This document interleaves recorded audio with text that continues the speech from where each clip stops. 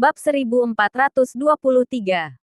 Semua juga karena kekuatan keluarga Janita sangat kuat, sehingga kekuatan lainnya memilih tetap diam dan tidak berani menuntut pertanggungjawaban dari keluarga Janita. Namun kabarnya wanita cantik dan anggun dari keluarga Janita itu sangat marah dan telah menghukum banyak orang di keluarga Janita. Dan nama Adril pun mulai terdengar di telinga banyak tokoh besar.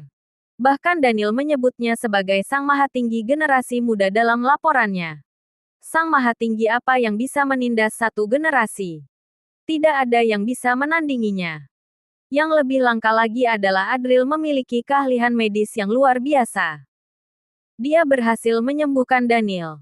Sudah ada kekuatan besar yang ingin mengajak Adril bergabung. Srijaya terjerat dalam kekacauan dan semuanya memanas selama beberapa hari. Sulit untuk tenang. Namun anehnya tidak ada yang datang untuk menanyakan kabar Marlon. Namun, semua ini tidak ada hubungannya dengan Adril untuk sementara waktu. 4 hari kemudian, mata air abadi telah menjadi tempat pemulihan eksklusif Adril. Tanpa adanya perintah dari Pak Daniel, tidak ada yang boleh masuk. Keuntungan dari pertarungan ini tidaklah sedikit, kata Adril. Adril merendam dirinya di mata air abadi. Luka pada tubuhnya sudah sembuh. Tetapi tubuhnya yang terlalu lelah masih membutuhkan beberapa hari lagi untuk pulih sepenuhnya. Ini juga merupakan hasil dari penekanan yang disengaja oleh Adril.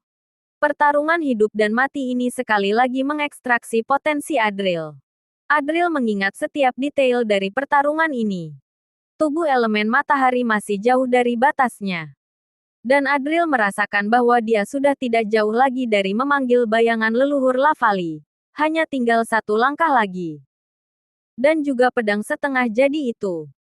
Dalam 4 hari ini, selalu hampir saja mencapai tingkat langit. Hanya perlu menyerap beberapa senjata tingkat tinggi lagi.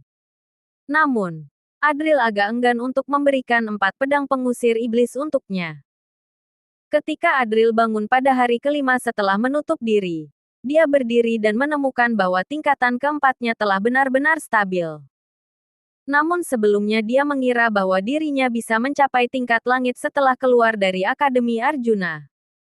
Ternyata efek dari mata air abadi ini makin menurun untuknya. Pada akhirnya, ini semua karena jurus naga gajah penghempas langit terlalu kuat. Tidak cukup untuk menekan energi hangatnya dan mengimbanginya. Sudah waktunya mencari seorang wanita, kata Adril. Adril meraba dagunya dan merasa energi hangat di dalam tubuhnya tidak tertahankan. Kemudian dia langsung keluar.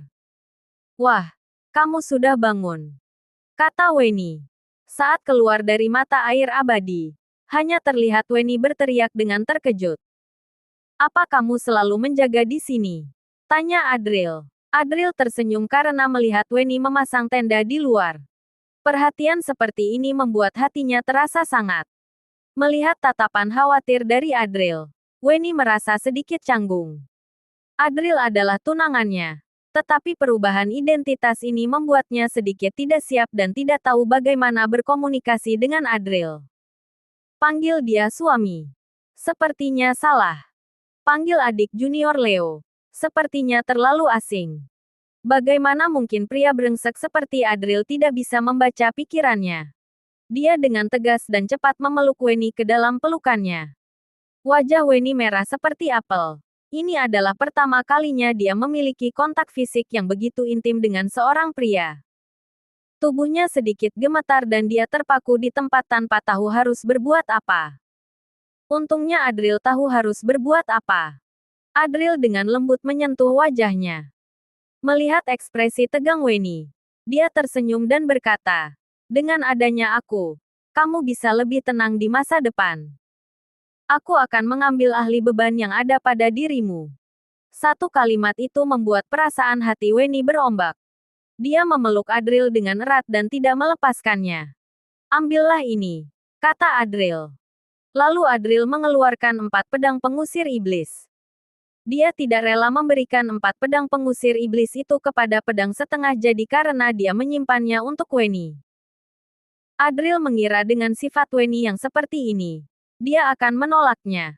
tetapi tidak menyangka bahwa Weni mengambil 4 pedang pengusir iblis itu dan berkata dengan mata berbinar kepada Adril. Apa ini dianggap sebagai mahar? Perkataannya membuat Adril tertawa terbahak-bahak dan berkata, apa kamu tertarik dengan mahar seperti ini? Weni bahkan bisa hidup sendiri sebagai janda karena mengira Adril sudah mati. Dia pasti bukan wanita yang rakus akan kekayaan. Nggak bisa kalau untuk orang lain. Tapi kalau kamu, aku bisa terima ini sebagai mahar. Kata Weni dengan sedikit malu. Adril merasa hatinya sangat hangat. Dia tersenyum sambil menggenggam tangannya dan berkata, ayo, kita bicarakan di tempatku. Sepertinya kurang baik, kata Weni. Entah apa yang dipikirkan Weni. Kini wajahnya memerah dan sedikit malu. Adril tersenyum dan siap untuk menaklukkannya.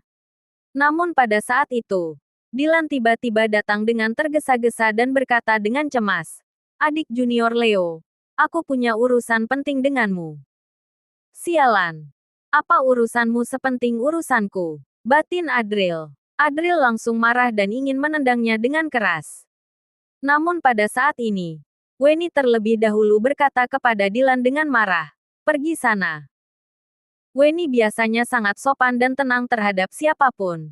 Tetapi kini dia langsung marah karena ada orang yang mengganggunya. Sepertinya rasa malu tadi hanyalah pura-pura. Seketika Adril pun terkejut. Seolah-olah dirinya yang terjebak dalam rencana kehilangan kesuciannya.